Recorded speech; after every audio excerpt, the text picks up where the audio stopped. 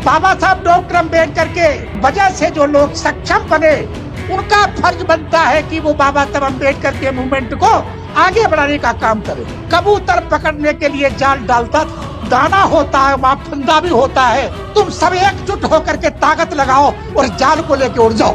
दुश्मन से तो विजय हासिल की जा सकती है, लेकिन जो आस्तीन के सांप हैं उनसे नहीं जीत पाएंगे। वो हमको कब डसेंगे इसके बारे में कोई गारंटी नहीं कि मुझे धोखा देने वाले कोई और नहीं बल्कि मेरे समाज के लोग। हम डॉक्टर बाबा साहब अम्बेडकर के उस संदेश को अपने जीवन में धारण नहीं करेंगे जिसमें बाबा साहब ने ये कहा था कि मैं यहां तक इस मूवमेंट को लेकर के तो आया हूं, लेकिन ये आगे कैसे बढ़ेगा, इसको कौन बढ़ाएगा। तो देखिए, गगन मलिक जी ने अपने मन की पीड़ा को उजागर किया, लेकिन गगन मलिक जी, मैं भी इस बात को महसूस करता हूं कि धम्म का कार्य करने के लिए धन की आवश्यकता होती है। तो बाबा साहब डॉक्टर अम्बेडकर के उस त्याग और बलिदान की वजह से जो लोग सक्षम बने, सरकारी नौकरियों पर गए, बड़ी बड़ी उद्योगपति बन गए, उनका फर्ज बनता है कि वो बाबा साहब अम्बेडकर के मूवमेंट को आगे बढ़ाने का काम करें। लेकिन जिनको 1.5-2 लाख रुपए तनख्वाह मिलती है, वो बाबा साहब अम्बेडकर मूवमेंट की बातें नहीं करते।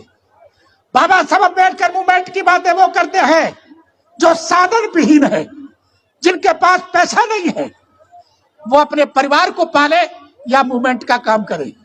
लेकिन वो जिन्होंने बाबा साहब अम्बेडकर की वजह से आज आर्थिक रूप से संपन्न हो गए, उन्हें डॉक्टर अम्बेडकर के मूवमेंट की जरूरत नहीं है। वो तो सोचते हैं कि 1.5-2 लाख रुपया तनख्वाह मिल जाती है, अब हमें क्या जरूरत है। अब उनके घरों में जाकर के देखो तो उनके घरों में वही सब कुछ हो रहा है, और जब बातें करी जाती है उनसे तो वो उल्टा जवाब देते हैं। वो डॉक्टर अम्बेडकर मूवमेंट को तोड़ने में मतलब उसको विभाजित करने में काम कर रहे हैं। तो मैं आशा करूंगा कि बाबा साहब अम्बेडकर का मूवमेंट जब तक सशक्त नहीं बनेगा, जब तक हम सब एकजुट होकर के काम नहीं करेंगे। देखिए, एक छोटा सा उदाहरण देकर के मैं अपनी बात समाप्त करूंगा, क्योंकि कार्यक्रम बहुत देर से चल रहा है।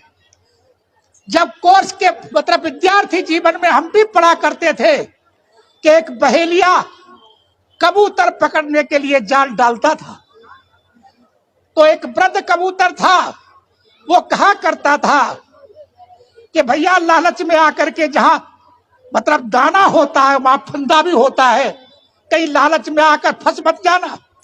लेकिन उस वृद्ध कबूतर की बात को उन्होंने नजरअंदाज किया, पहुंच गए वहां पर और फंस गए उसमें। जब फंस गए तो फिर कहने लगे, नो दादा हम तो फंस गए। वो कहने लगे, नो भैया मैं तो पहले ही कह रहा था, अब चलो फंस भी गए हो तो अब ऐसा करो, तुम सब एकजुट होकर के ताकत लगाओ और जाल को लेके उड़ जाओ। और उन्होंने ऐसा ही किया, सारे लोगों ने मिलकर के लेकर के उड़ गए। और जब उड़ गए, जो आंदोलन में बैठे हुए लोग थे, उनको खाने पीने के लिए जब पैसा मांगा तो उन्होंने पैसा देने को मना कर दिया। और जब मना कर दिया तो वो लोग जाकर के उस विरोधी पक्ष से मिल गए जाकर के, और वहां पर विवाद करा दिया। भंते आज विनयचार्य आज भी जेल में। तो मेरा कहने का मतलब यह है, बाबा साहब अम्बेडकर कहते थे कि दुश्मन से तो विजय हासिल की जा सकती है, क्योंकि दुश्मन सामने से वार करेगा, लेकिन जो आस्तीन के सांप हैं उनसे नहीं जीत पाएंगे, क्योंकि वो तो हमारी आस्तीन में घुसे हुए हैं और वो हमको कब डसेंगे इसके बारे में कोई गारंटी नहीं। तो बाबा साहब अम्बेडकर कहते थे कि आज मुझे धोखा देने वाले कोई और नहीं थे। 18 मार्च 1956 को बाबा साहब अम्बेडकर ने आगरा के प्राचीर से कहा था कि मुझे इस मूवमेंट को बड़ी मेहनत से यहां तक लेकर के आया, लेकिन मुझे धोखा देने वाले वो पढ़े लिखे लोग हैं कि जिनके लिए मैं काम करता रहा। और वो काम क्या कि बाबा साहब अम्बेडकर ने 31 बच्चों को विदेश में पढ़ने के लिए भेजा था। जब उनकी एजुकेशन पूरी हो गई तो कुछ ने तो शादी वही कर ली और कुछ पढ़ के आए भी। तो कोई वैष्णो देवी के दर्शन करने जा रहा है, किसी ने भंडारा करवा दिया, किसी कोई गंगा जी पर जाके कथा करवा रहा है। लेकिन बाबा साहब अम्बेडकर ने सोचा था कि जो मैं सोचता था कि ये पढ़ करके भारत में आएंगे तो मेरे समाज का मार्गदर्शन करेंगे, लेकिन मैं नहीं जानता था कि ये स्वार्थी लोग ये उसी कारवां को आगे बढ़ाएंगे जो इनका शोषण करता है। बाबा साहब अम्बेडकर 18 मार्च को आंखों में आंसू थे और वो कह रहे थे कि मुझे धोखा देने वाले कोई और नहीं बल्कि मेरे समाज के लोग हैं। तो देखिए आज ये बौद्ध धम्म दर्शन सार सोसाइटी ने ये जो कार्य किया है एक बहुत बड़ा महान है, और इस महान कार्य करने में हमारी उन बहनों का भी योगदान है जो प्रबुद्ध महिला संघ की मतलब कार्य करता है, जिसमें विशेष रूप से नाम तो मुझे ज्यादा याद नहीं है, बल्कि दो लोगों के मतलब दो उनके नाम याद हैं। एक तो चंद्र प्रभा है और एक वो है सुमन लता। उनके नेतृत्व में सभी महिलाएं कंधे से कंधा मिला करके मतलब उनके साथ जुटती हैं और इस कार्य को आगे बढ़ाती हैं। तो मैं ज्यादा कुछ न कह करके ये कहना चाहूंगा, आप अपना फर्ज पूरे करते रहो, एक दिन वो आएगा कि ये आपके द्वारा जो निर्मित बिहार है मतलब प्रदेश में अपने अपने प्रभाव को दूसरों तक पहुंचाएगा और ये दूसरों को प्रेरणा का कारण बनेगा।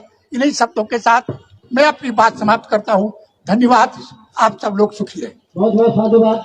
हाँ। भंते जी सभ्य सत्ता के साथ ये कार्यक्रम समाप्त होगा। बोले आप सब लोग ऐसे हाथ जोड़ के, सभ्य सत्ता सुखी होंतु, सभ्य होंतु चखे मिलो, सभ्य भद्राणि पश्यन्तु, महाकंच दुखमागम। सभ्य सत्ता सुखी होंतु, सभ्य होंतु चखे मिलो, सभ्य भद्राणि पश्यन्तु, महाकंच दुखमागम। सभ्य सत्ता सुखी होंतु, सभ्य होंतु चखे मिलो, सभ्य भद्राणि पश्यन्तु, महाकंच दुखमागम। साधु साधु साधु। सबका मंगल हो, सबका कल्याण हो, सभी निरोग रहे।